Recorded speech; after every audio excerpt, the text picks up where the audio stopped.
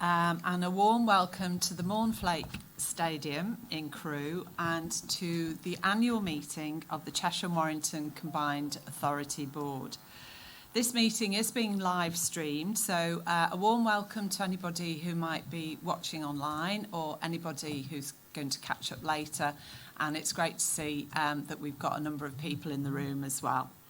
So a bit of housekeeping, if you can make sure your mobile phones are switched off, and those who've and laptops, if you can turn down the notifications. We aren't expecting a fire alarm, so if it does go off, there's an exit there, and apparently you just turn right and go out and assemble outside. So the meeting today is our annual meeting, and we've got a full agenda that's focused on a number of things that we need to do. So around governance, around delivery and investment decisions, and this really does reflect the pace of our transition and ambition for Cheshire and Warrington. There is an opportunity for members of the public to participate with any questions that have been submitted in advance to the monitoring officer. Just really important to note, and if anyone's watching this and they think they'd like to ask a question, they should relate to the roles and functions of the combined authority. So since our last meeting, the English Devolution and Community Empowerment Act 2026 has been enacted, and this actually defines those areas of competence that we're responsible for. And that includes transport, jobs and skills, house building, economic development and health. Any other areas outside of there do need to be directed directly to the constituent councils. So I hope that's all clear. And we have had a number of people who've registered in time with a question, and we'll come on to those in a short while. So first item on the agenda is apologies, and we've got apologies from Councillor Nick Mannion, and Councillor Laura Crane is attending as a substitute. But I thought it would be just helpful if we go around the room and introduce ourselves so that everybody knows who's attending. So my name is Councillor Louise Gittins. I'm leader of Cheshire West and Chester Council and chair of the Combined Authority. So if we go around this way. I'm Kath Salt. I'm the monitoring officer for the Combined Authority. Morning, I'm John Houghton. I'm the Chief Finance Officer for the Combined Authority. Good morning, everybody. I'm Michael Gorman. I'm the Deputy Leader of Cheshire East Council. I'm Hans Wandry, Leader of Warrington Borough Council and a member of the Combined Authority. I'm Jean Flaherty, Deputy Leader of Warrington Borough Council and a member of the Combined Authority. Good morning, everyone. I'm Councillor Karen Shaw. I'm Deputy Leader of Cheshire West and Chester Council and a member of the Combined Authority. Good morning, everyone. I'm Councillor Laura Crane. I'm substituting for Councillor Nick Mannion, the Leader of Cheshire East Council, and he is the member of the Combined Authority. Thank you. Good morning, everyone. I'm Nick Walkley, the Chief Executive of the Combined Authority. Excellent. Thank you, everybody. We'll move on now to declarations of interest. All members of the board have submitted an annual declaration of interest for the register, which will be published very shortly. But has anybody got anything they want to declare in relation to this particular meeting? No? Okay, that's fine. So the next item that we're going to go on to is public participation. I've got 3 people that are registered to ask a question. No, that's next. Okay. Yes, that's next. Right. So first up, I've got Roberta Pomponio. I think you're speaking on behalf of Mike Watson. Yeah, do you want to come up? That's great. Thank you. As I said, I speak on behalf of my CEO, Mike Watson, for Active Cheshire. Sport, physical activity and movement play an important part in the overall picture of a healthy, prosperous and vibrant economy. How will the Combined Authority work with Active Cheshire and the wider sport and physical activity sector, who currently contribute in excess of £2.2 billion of social value to Cheshire and Warrington in the coming years? Thank you. Thank you very much. So, there'll be a full written answer in the minutes, but the Combined Authority does recognise the importance that sport, physical activity and movement make to the health and well-being and economic prosperity of the region. We do have a statutory duty to consider health and to reduce inequalities across everything that we do. This approach aligns with the Cheshire and Merseyside Marmot Altogether Fairer work and its ambitions, which do highlight the role of physical activity in reducing health inequalities and improving population health. Physical activity will play an important role in this alongside the wider determinants of health such as employment, skills, transport, housing and the importance of place. Active travel is one of the Combined Authority's functions which can be used to support these objectives. So as an initial step, and there'll be more about this later in the meeting, we will include a focus on health inequalities and inclusive growth within the proposed independent economic review that we're going to be proposing moves forward from today. And this will further build a shared understanding of our local challenges and opportunities to help inform our priority of our plans as we go forward. And it will really strengthen and build on the work that our region has already done through our Sustainable and Inclusive Growth Commission and the work of Professor Sir Michael Marmot. And that collective work we continue to do across Cheshire and Merseyside alongside Liverpool City Region and our Directors of Public Health. We're also strengthening engagements and partnerships, which I think is really important. We will be recruiting an engagement and partnership lead to ensure local insight feeds directly and effectively into our Combined Authority priorities. And we just look forward to working with everybody as we move forward to align our efforts and to deliver improved outcomes for our communities and residents right across the borough. So thank you very much for your question. Thank you very much. Thank you. Stuart Dunn.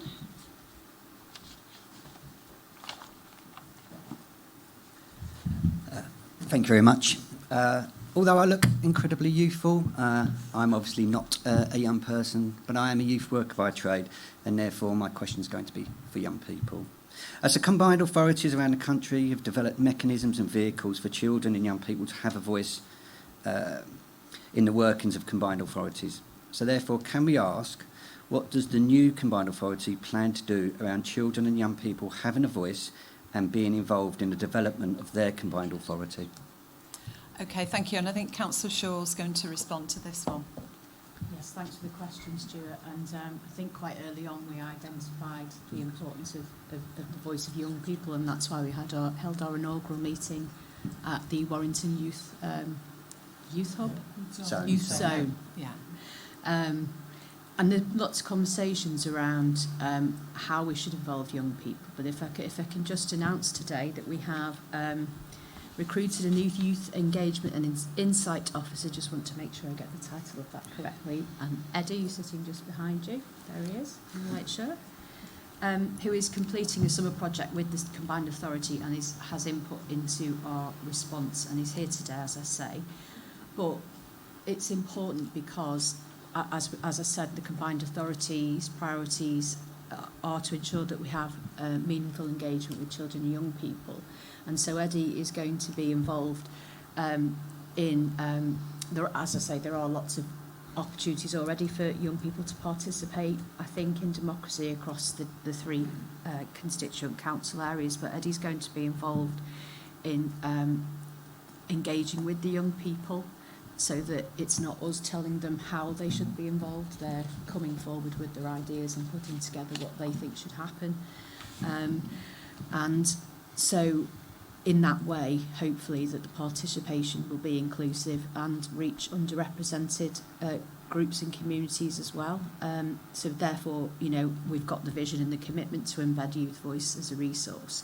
And we want to contribute. We want them to contribute to the structures and also to transforming outcomes for young people. But it's very much for them to put forward some ideas about how they do that. So I hope that answers the question sufficiently. But it's absolute priority for us. Thank you very much. Thank you. Thanks very much. Yes, Hans. Just wanted to put on record that I know Stuart personally on a capacity base and worked together many times. I don't think it's a declaration of interest point. But last time we worked together was Saturday. All right, okay. More than my girlfriend. Thank you. Thanks, Hans. That's really helpful. Thank you.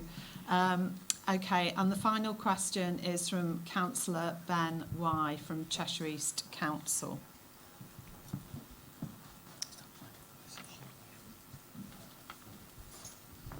Hello, thank you for giving me the time. I'm the active travel champion for Cheshire East Council.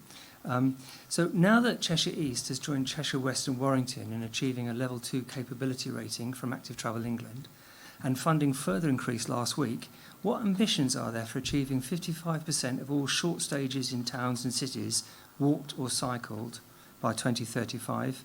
And do you agree that a residential 20-mile-an-hour limit is the most effective and affordable investment towards safer, healthier, affordable and pleasant lives for all? Thank you very much. Councillor Mundry is going to respond to this Sure. one. Thank you very much for your question. And promoting active travel, that's something that is close to our hearts and what we want to do. I think the negotiations with the Combined Authority and the local authority will continue and be ongoing, and try to get some of them agreements put in place, and try to actually get local authorities' ambitions going through the Combined Authority system. Like I say, active travel is a healthy way of travel, and in our towns and has many benefits and gives people a choice of how they travel. So it's a question taken away from the need for the car and moving into different choices that you can travel in a healthier way. Active travel remains with the local authorities for this year, so it will be with your local authority to decide how you use your funding and what you do with that for this year, with a very small amount of money being top sliced for the authorities' administrations and set-up costs. And we'll be looking at that and doing negotiations year on year, is how to actually transfer the actual day-to-day running of the active travel and other highway schemes will be with the local authorities. The Combined Authority have the responsibility of the funding, but the delivery remains with the local authorities and how they're going to do that. So speaking on behalf of the Combined Authority, we'll be looking to play a proactive role in shaping and delivering of transport and ensuring it maximises economic growth across the area, wider area, and also including the north as well. So we want to be working with our northern partners as well to make sure Combined Authority mayors start talking to each other, and maybe we get a collective way of operating which can benefit everybody, including each town as we go along. So we'll be thinking more of a strategic way of doing things, but actually including all the local authorities as we go along there, and trying to say how we can work collectively benefit everybody. Great, thank you very much. Thank you very much. Okay, thank you. So all the answers will be in the minutes, so that it's on public record what's actually been said. Okay, so if we can move on with the agenda. The next item is item number 4, which is minutes of the meeting. This was the inaugural meeting of the Combined Authority, which was held on the 22nd of April. And I would like the board to approve these minutes. Do I have a proposer first? Councillor Gorman, thank you. Seconder? Councillor Mundry. All those in favour of an accurate record? That's clearly carried. Thank you very much. So the main item, the first main item that we move on to is item number 5, which is governance model, committee appointments and memberships and representation on outside bodies. So there's a number of recommendations here that we need to consider, but the report sets out the proposed governance arrangements for the Combined Authority in its foundation year ahead of the May 2027 mayoral election. And it covers 4 main areas. Firstly, the appointment of board members, substitutes and memberships of the Audit and Governance Committee and the Overview and Scrutiny Committee. Then there's appointments to outside bodies for 26-27. Thirdly, there's an update on statutory governance capacity, including scrutiny and data protection roles. And fourth, the proposed wider governance model for this interim period, including the establishment of a partnership board and a small number of constitutional amendments. And before I go on, I would like to thank both the officers for all the work that they've put in, both at Combined Authority but also at the local authority level, and for the wider members who've really helped to shape the scrutiny side of it, and I know Councillor Crane in particular wants to make some reference to that in a bit. So the report is very important because it puts in place the practical governance framework we need to operate lawfully, transparently and effectively from the outset.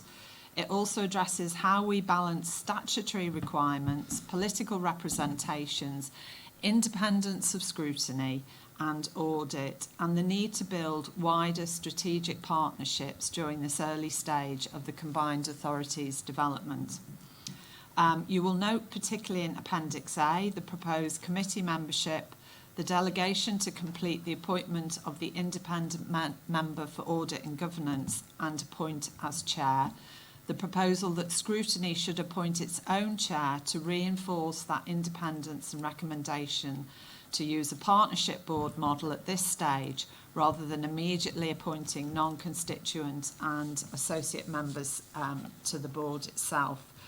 If I can just say a few more things that I particularly want to highlight.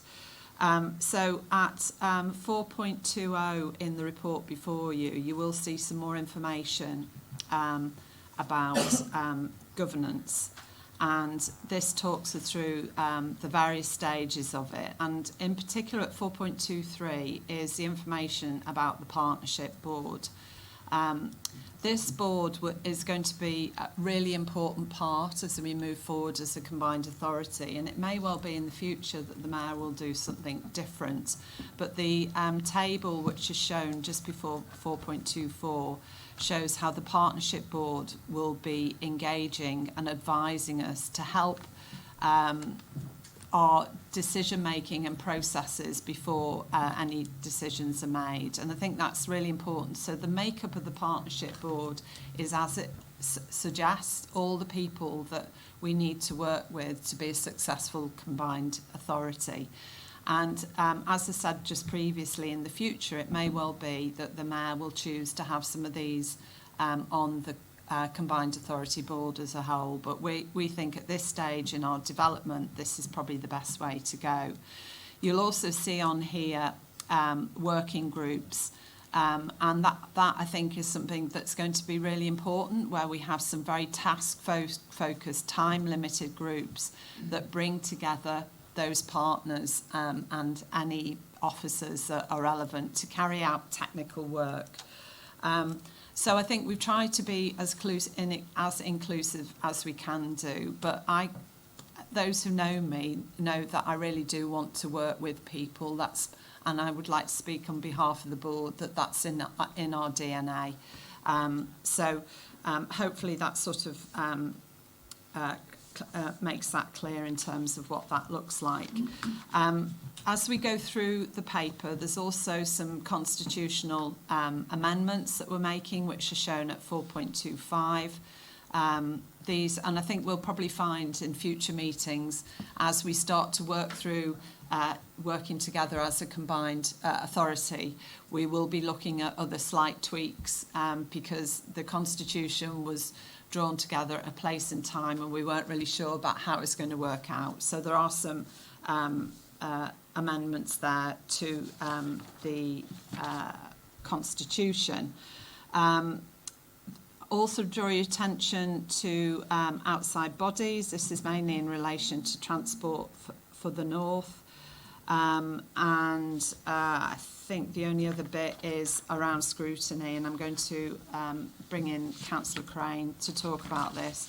So as I said, there's a number of recommendations. There's 9 of them which are shown at section 2 of the report, and I'll be proposing this. So before I open it up to questions, observations or any points you want to raise, do I have a seconder, please? Councillor Crane, that's fine. Do you want to come in and say a few things?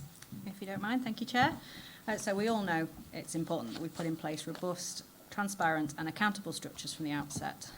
As one of our Cheshire East officers always says, this will be a living document. I'm sure there will be changes at future meetings, but this is absolutely sets out a clear structure for us to work with.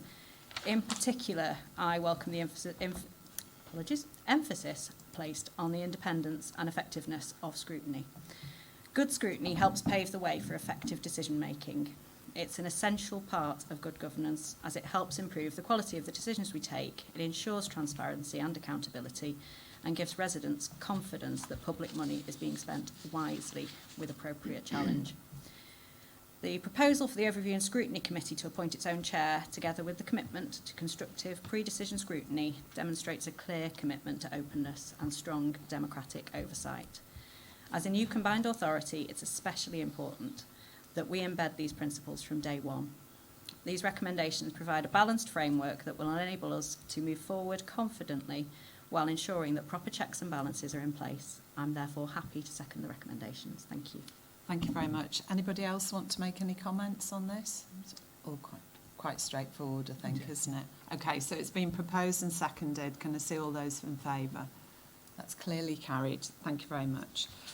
The next item is number 6, the Cheshire and Warrington Combined Authority Business Plan, which I shall give an introduction to, and I know there's a few of you that want to make some comments on this. So what this report is asking the board to do is approve our combined authority business plan for this year, so for 26-27. A reminder, it is our foundational year ahead of the mayoral election next year, but it is an opportunity for us to get on and do some stuff, and I think the next report, item 7, will start to unpick that in a little bit more detail.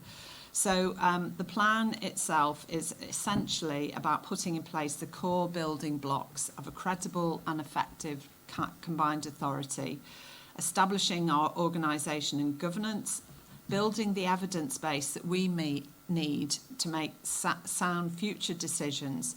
It's also about strengthening our partnerships and our influence and preparing for future devolved responsibilities and the transition to mayoral governance.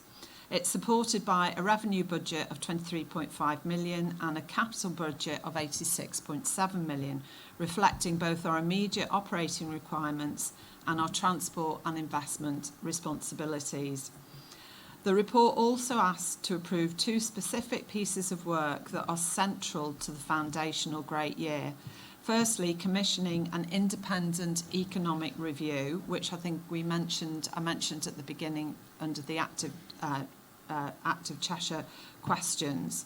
And this review will provide a shared and credible evidence base for a future strategy and investment decisions. And secondly, expenditure to develop Cheshire and Warrington's engagement with India through the Great North Mission, with the aim of strengthening trade and inward investment opportunities. The key issue for the board today is whether members are satisfied that the plan is appropriately focused for this first year, that the proposed budget and commissioning activities are proportionate and affordable, and that it gives our combined authority a strong platform for the next phase of devolution and for the incoming mayor in 2027. And I just would like to say thank you very much to the officers who've worked so hard in getting us to this place, but also for you as members and your contribution in terms of that input. I will open it up. There are a number of recommendations which I'll come back to in a bit, and I will be proposing them. But do I have a seconder just for this? Councillor Mundry, thank you. So if I could open it up to any members who want to make comments on this.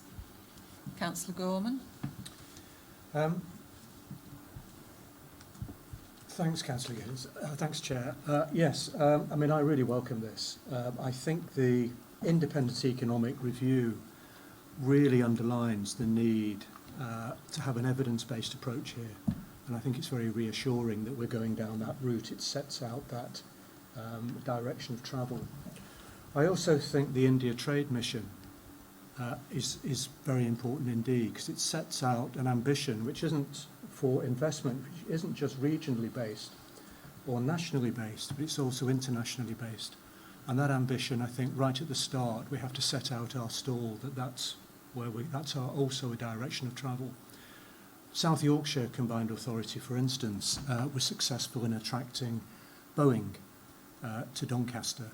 And it can be done, I think, and we have got some fantastic hooks for international investment. We've got some great strengths here and we need to play on that. It is a foundational year.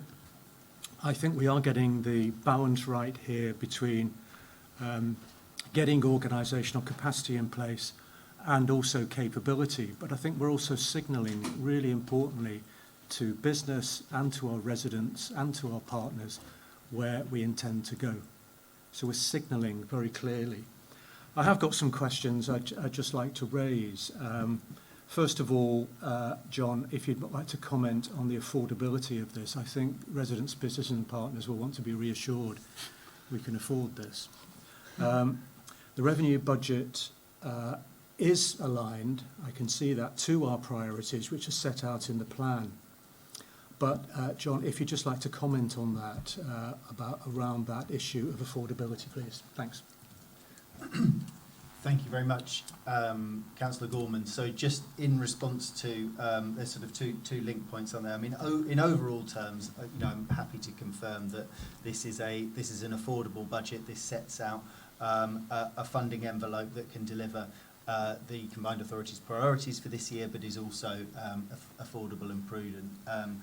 Within the budget, we have set aside an amount that will go into reserves. It's our first year, so obviously we don't have reserves as we start as an organisation, and actually there is a contribution of £2.5 million going into our reserves this year. There's also a contingency of £500,000 in the budget. Those were both set out in the April budget report, and they remain the same. So I can confirm that overall affordability remains the same. I think in terms of sort of the flexibility of the budget to sort of respond to kind of any changes. I mean, what's happened since April to now, the last couple of months, we've as a Combined Authority team, we've sort of fleshed out in a bit more detail our staffing structures, our kind of specific requirements around some of the things that we're looking to commission, the independent economic review being a key part of that. And I would say there is less flexibility now than there was before, because actually we have a limited budget, and actually we've got a staffing structure that is affordable, and we've got a set of priorities that are affordable. But as we flesh all of that out, that kind of reduces our kind of ability to flex in the future. So I think we need to keep an eye on that as Combined Authority officers, but also come back to you as a board just to kind of report where we are. I mean, clearly, as an authority, we can always change direction on the steer of the board. So actually, if we want to stop doing something else, we can start doing a new priority. But I suppose at this stage, it's important for me to say, we only have a limited budget. We've got something that I think is deliverable here. But if there are new priorities that emerge later on in the year, we are going to have to think about how we reprioritise. So I hope that answers your question. Yes, thank you. Anything else, Councillor Gorman? No, that's it. Okay, thank you. Councillor Mundry. Yeah, I just want to reiterate what I said earlier on about the transport funding. See, most of the transport funding will be transferred over to each local authority for the first year, with only a very small top slice being taken to help set up and help with the running costs for the first year. After that, it will obviously be in the gift of the Mayor, how that operates. So that'll be one. I think I want to make a point about the overall structure, what we're working out is the £650 million over 30 years isn't the overall fund, that's the seed funding. It's actually, I've had a good officer team who can actually attract inward investment. It's all about the starting point, not the finishing point. So we like to achieve a lot more than that going forward. And then reiterate all the time is the funding we've been given by government isn't the only funding. We need to actually attract inward investment, and then we need to have a good team in place to make sure they're looking for that investment. Thank you, Councillor. Thank you. Councillor Shaw. Thanks, Chair. And I'd just like to make a few comments on skills. So most people will be aware that from 2027, the Combined Authority will begin its role in leading the Evolved Adult Skills budget and the programme, as well, as I say, as the funding. And it's quite important, we feel, that we develop a regional approach to skills and employment. Planning aligned to future economic opportunities, workforce requirements and devolved responsibilities. So obviously the business plan highlights this as a priority area of activity, and the Combined Authority team are actively building capacity to ensure that we are ready for this by the start of the next financial year. So the budget also ensures that we have the resources in place for this to undertake this work, and it's there in the budget. And over the coming weeks, we will also be engaging with wider stakeholders as we prepare for this exciting new responsibility. I'm very excited about it because I think it will open lots of opportunity for all our residents. I think it's important to note really though that we need to balance the views of stakeholders with a sound evidence base, which is why it needs to tie and link very closely with the independent economic review that you've heard about mentioned today, and is going to be taken forward as soon as possible, and so that we're able therefore to have a strong focus on the labour market factors, including skills and barriers to employment, building on the good work that's already going on actually, because there is some good work going on, but now this is stepping it up a notch, I think. I understand that the independent economic review will ensure that data related to these issues will be ready to support the local skills plan. Again, we'll be taking this forward and completing that by the end of the year, building on the work that's gone before, but also taking on board this data and importantly, making sure that it is independent. And building the combined authority approach to business support is also within the business plan and budget, and it provides an opportunity to simplify the business support landscape in Cheshire and Warrington, ensuring that we're working at pace and streamlined and effective role for the combined authority in supporting our business base across sectors and for large employers and our dynamic micro, small and medium-sized businesses too. So that's me, Chair. Thank you. Yeah, thank you very much. I think that point around skills and how we develop them really links into what Councillor Mundry was saying before about working wider than just within our sub-region. And I know we've been working closely with the rest of not just LCR and GM, but the whole of the North West around skills for the future. So I think when we talk about partnerships, it's important that it's not just our internal within our region, but it's those wider ones, and to really build on that sort of strength, which I think is a real strength for us going forward. Councillor Flaherty or Councillor Crane, do you want? Yeah. If that's okay, Chair. I welcome this business plan set out in front of us today. It's a newly, sorry, what am I doing? Let's try again. Put my teeth in, Chair, sorry. As a newly established combined authority, it's very much a formative year. I think we've talked about formative years, foundation years. But what's particularly important to me is that the combined authority develops the mechanisms that ensure that voices across the whole sub-region and wider, as Hans has said, can be heard.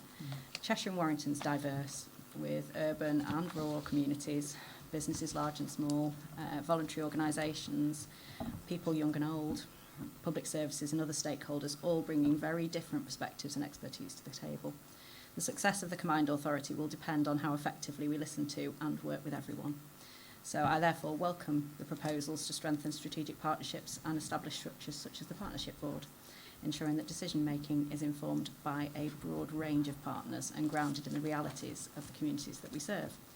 This first year is not simply about building a new organisation, it's about building a new way of working across the sub-region and wider, and ensuring that all parts of Cheshire and Warrington have the opportunity to contribute to and benefit from our shared ambitions, and I'm therefore more than happy to support the recommendations, Chair. Thank you very much. Councillor Flaherty. Thank you, Chair.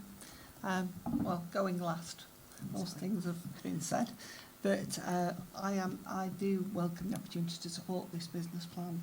I'm particularly confident that with all the things that have been put in place, we will have very strong foundations when we do come to have the mayoral election and we have a new mayor, that individual will have a lot of really good things to build on because of the work that we've been able to do, the independent economic review, the skills development and the transport development, all those things that are coming to the fore now will give us a great platform to go forward right across the region and open so many doors that I am, particularly confident that we are building very strong foundations. Thank you. Thank you very much. So, members, there's 4 recommendations which are shown at 2. They've been proposed and seconded Can I see all those in favour? That's clearly carried, thank you. And next item is the Mayoral Investment Fund. This is the exciting bit, and just bear with me while I get my notes. We're going to spend some money, which is what we want to do. So the report itself brings forward our approach for the Year 1 Mayoral Investment Fund. It asks us to agree a proportionate transitional programme, so we're not going to go mad, but we are going to do some stuff for 26-27. And I think just building on what Councillor Flaherty says, this bit maintains momentum ahead of the mayoral election, but it doesn't actually preempt what any future mayoral priorities may be. So the report proposes that we approve programme level allocations for 2 themes. So 750,000 revenue for theme A, which is accelerating strategic growth, and 3.75 million for theme C, which is about celebrating place. And this is made up of 1.25 million revenue and 2.5 million capital. It also asks us to approve the appraisal framework, the creation of an advisory investment committee and a delegated approval route so that project decisions can be taken efficiently while retaining appropriate oversight and safeguards. In essence, the paper is about striking the right balance between pace and prudence, enabling delivery in Year 1 while ensuring decisions remained compliant with the local assurance framework, which will be informed by proper appraisal and consistent with the principle that Year 1 funded should be limited, time-bound and not bind a future mayor. So I'm really happy to open this up for any members who've got any reflections on how we're going to spend that mayoral investment fund. Councillor Gorman. Yes, thanks, Chair. I think the key question here is how can the combined authority really use the mayoral investment fund to lever additional investment? And in doing that, to invest in strategic priorities. So that's the key task for us. I think, investment together with transport and skills are the key pillars of the work of this combined authority and of the growth plan which is required of us by central government and what we promise to deliver in the campaign for devolution. The government they've delivered the money. 30 million a year over 30 years, capital and revenue, or a £650 million investment into our sub-region. But the key to this is that it announces to our financial partners, our potential financial partners in the public and private sector, that we are open for business. The fund gives us leverage to talk to the markets, to investors and, yes, local government pension funds about investing in our growth pipeline. Have I mentioned pension funds? No. Not yet. There's about 400 billion, I should say, 400 billion locked away in local government pension funds, 67 billion alone in LGPS Central. And we need to talk to those pension funds about some of our priorities and projects. So, to echo the Chair's comments, this is exciting stuff. To draw together with partners a pipeline of projects with strategic intent that will move the dial significantly on sustainable growth, bring an integrated transport system to Cheshire and Warrington and give our young people and retrainers the skills they need to work in a globalised economy and a globalised world. Energy in Ellesmere Port, a community city in Crewe, delivering on Warrington Bank Quay. This is exciting and energising stuff, but our programmes must be strategic and we must communicate and explain them. So I'd just like to finish with just a question for John, as usual. And you can do the question at the end if you like, Chair. What monitoring arrangements are going to be put in place to ensure that any of our investments deliver against their aims? You don't have to do that. No, you Up can to answer Chair. now if you like, John. Yeah, thank you very much. I mean, yeah, and really helpful comments and just that overall point just in terms of how we're pitching the mayoral investment fund to be able to act as a mechanism to actually generate even more investment into the region is absolutely how we're setting this up. I suppose in terms of making sure we deliver on objectives, I'd say a couple of things. So firstly, we're making sure we put in place a really good appraisal framework in terms of actually making sure we only take through projects that look like they are set up to be able to deliver for the region. That's part of the process that the investment committee will have a look at and get into a bit of detail on there.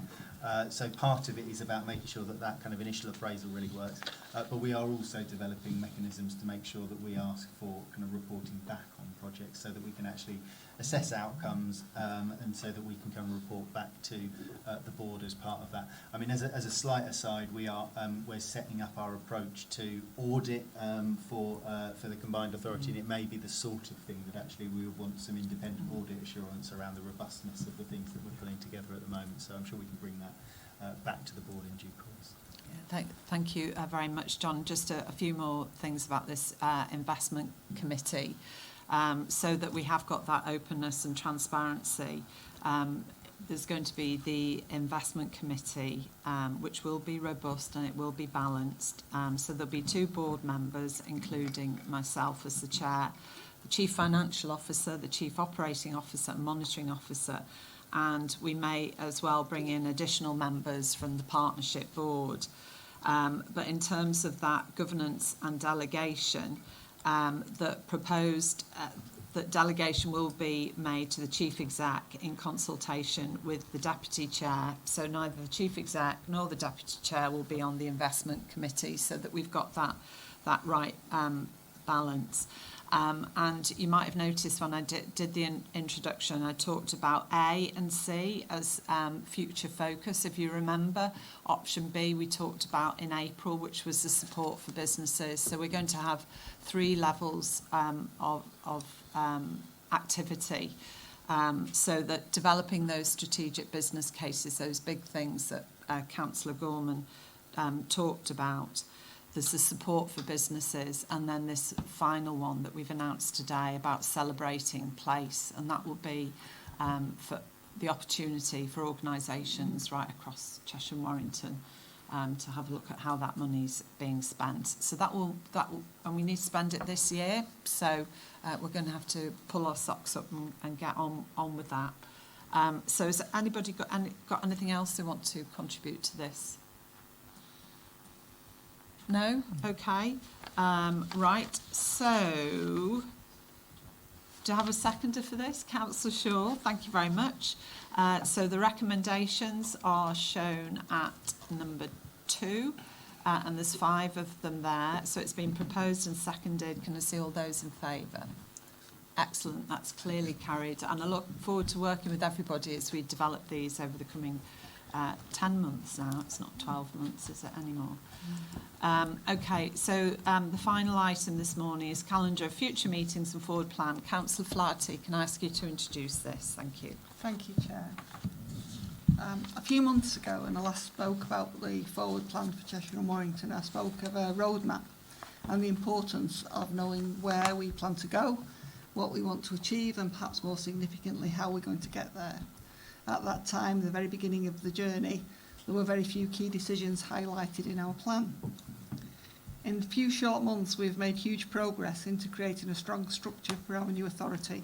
You'll see from this updated plan that in the autumn of this year, we'll be strengthening that structure with the appointment of independent panels and people who will help us to keep fairness at the heart of all our decisions and ensure that those decisions are made openly, reasonably and in accordance with our own governance obligations. Also work on pay policies and trade union recognition, which will guide and build on our relationships with those who are helping us to fulfil our ambitions day to day. In addition, we now have 2 core themes appearing in our plan. The Transport Delivery Plan 26 to 30. The actions taken to fulfil this plan will open up our region for residents, business and tourists, developing better, more affordable and integrated transport links across both of our urban hubs and our rural communities. The Skills Plan, first in draft and finalised following consultation, will support the expansion of skills, training and education, enabling our residents to fully participate in the great employment opportunities in the Cheshire and Warrington of the future. Success relies on close collaboration between our local councils, our business community, and most importantly, our residents. This plan outlines the time points for significant decisions and gives everyone the opportunity to think, consider and contribute to them. This plan shows ambition, vision and opportunity to build a healthy, inclusive and sustainable economy, making Cheshire and Warrington an even better place to live, work and play. Thank you. Thank you very much. Do I have a seconder for that, please? Councillor Crane, thank you very much. Anybody want to make any comments on this? No? No, just to say, I mean, it's an ambitious plan. There's a lot that we need to crack on with and get on with, and yeah, I look forward to these coming back to the board as we progress. So the plan's been proposed and seconded. Can I see all those in favour? That's clearly carried. Thank you very much. And that brings us to the end of the meeting. So thank you everybody who's come all the way to Crewe. Thank you for your time and interest, anybody who's watching online. And we'll see you at the next meeting, which I think is in September. Thank you very much. Thanks, Chair. Thank you. Well done, Chair.